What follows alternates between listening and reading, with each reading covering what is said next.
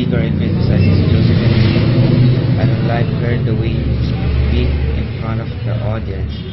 It's not overwhelming, it's like insulting her friend because she don't have to insert her friend in her speech.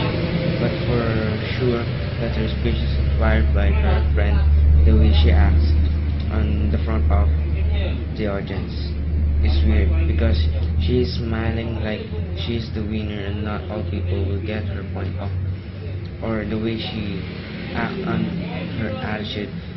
She is like confusing herself. She just walking through like nowhere to go.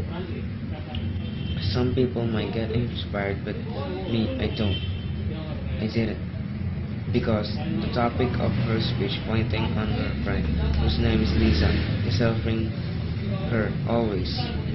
That ain't right anymore because not all people will be there when you need them. They will only be there when they need you. Let's just accept the fact that people are temporary. I remember when I was in grade 10 running for the position of auditor in student council, all of us reminded that one of us running on student council should provide a one-pager speech. I speak on the front of a lot of people, my classmates, friends, and teachers. But instead of being shy, I remember the teacher my teacher advised me when I'm grade 9.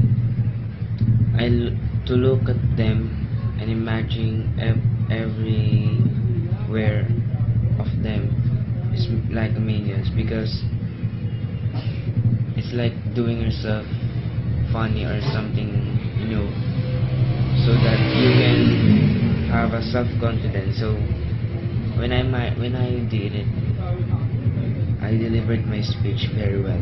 Thank you.